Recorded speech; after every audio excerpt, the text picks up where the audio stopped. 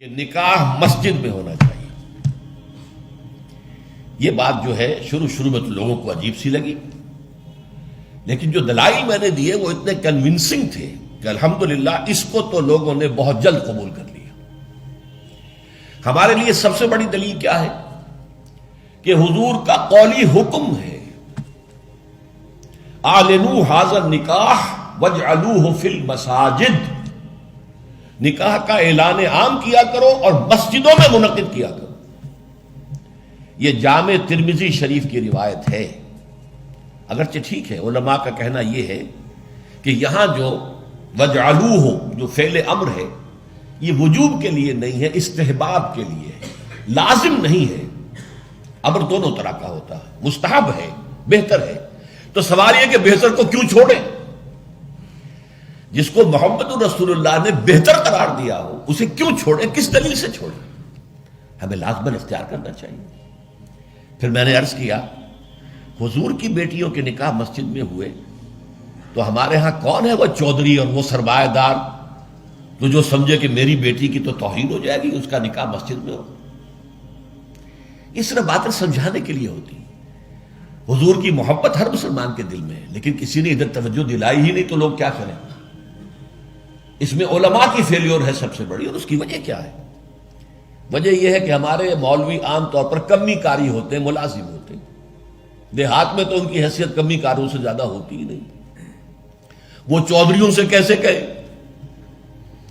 عام شہروں میں بھی مساجد کی جو مینیجنگ کمیٹیز ہوتی ہیں وہ تو سرمایہ داروں پر، لوگوں پر، اونچے لوگوں پر ملتوی ہوتی ہیں، ان سے کیسے کہیں؟ لہٰذا یہ حدیث جو ہے بیان نہیں کی گئی، حدیث موجود ہے ترمذی شریف کی، اعلنوا ھذا النکاح واجعلوہ فی المساجد۔ میں نے اس حدیث کا حوالہ دیا تو لوگوں کی آنکھیں کھل گئی۔ جب کہا دیکھو اگر فاطمہ الزہرا رضی اللہ تعالی عنہا کا نکاح مسجد میں ہو سکتا ہے تو کس کی بیٹی زیادہ عزت والی ہے حضرت فاطمہ الزہرا رضی اللہ تعالی۔ تیسری بات میں نے اور دی دلیل، اور اس میں غیرت کو ابھارا کہ دیکھو عیسائیوں نے اب تک اپنے چرچ اور اپنے پادری کی یہ عزت برقرار رکھی ہے۔ ان کی شادی چرچ میں ہوگی، کہیں نہیں ہوگی۔ پرنسس ہو، پرنس ہو، وہیں جائے گا۔ اور اس میں مجھے ایک واقعہ یاد آتا ہے، جب شادی ہونے والی تھی پرنس اینڈریو کی، اس کی بیوی کا سارا فرگوسن جو نام تھا، اور وہ ذرا نٹکھٹ قسم کی لڑکی، کیا عورت تھی پوری، تو اس نے یہ کہا تھا، اس کا بیان آیا تھا، I will not say, I am not a timid type of woman. I won't say I will obey him.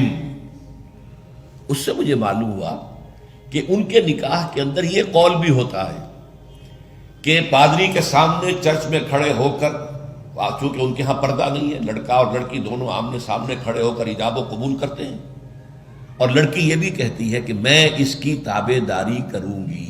اس نے کہا میں نہیں کہوں گی، یہ کہنا تو پڑا۔ اس کے بغیر وہ پرنس اینڈریو کی دلہن نہیں بن سکتی تھی، شادی جو ہے وہ تو بہرحال چرچ میں ہوئی۔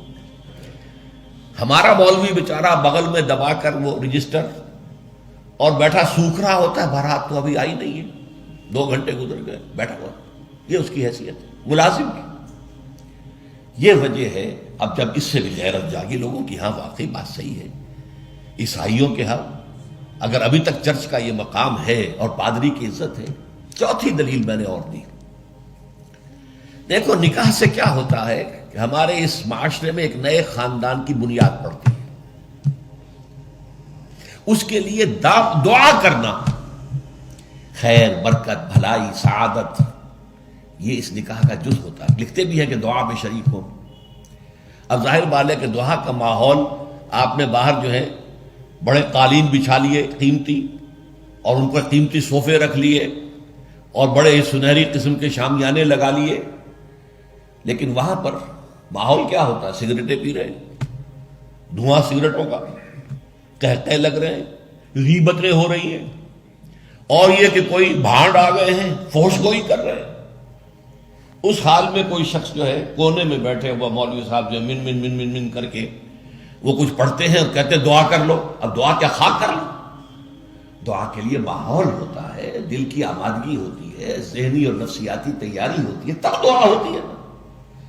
یہ ماحول ہمارا اس میں ہم نماز کے لیے جمع ہوئے ہیں، جمعے کے لیے جمع ہوئے ہیں، مسجد ہے، پاک ماحول ہے، لوگ اپنی اپنی حد تک اچھے کپڑے پہن کے آئے ہیں اور اس کے اندر عطر بھی لگایا ہے، حضور کی سنتیں ہیں یہ، اس طرح جمعے کی تیاری کیا کرو۔ اس ماحول کے اندر کوئی دھواں نہیں ہے سگریٹ کا، کوئی قہقہ نہیں ہے، کوئی غیبتیں نہیں ہو رہی ہیں، کوئی بکواس نہیں ہو رہی ہے، یہاں دعا کا ماحول ہے۔ تو یہ 4 دلیلیں ایسی تھیں کہ جو قاطع تھیں اور ہیں الحمدللہ۔ تو پہلی بات کہ مسجد کے اندر نکاح کی محفل منعقد کی جائے، اس کے لیے میں سمجھتا ہوں کہ ذرا سی تعلیم اور تلقین اگر ہو جائے اور اگر حکومت کی سطح پر یہ کام ہو، ابھی تک تو یہ میں انفرادی طور پر ہو چکے ہیں، اب اس کو 30 برس میں نے جدوجہد کی ہے، ہماری تحریک کے تحت ہوئی ہے، اگر کہیں یہ سرکاری سطح پر حکومت کی سطح پر ہو جائے تو یقیناً یہ ہے، میں کہتا رہا ہوں کہ بھئی برادریوں کے سطح پر فیصلہ کرو چلو، لیکن سرکاری سطح پر ہو جائے تو کیا کہیں۔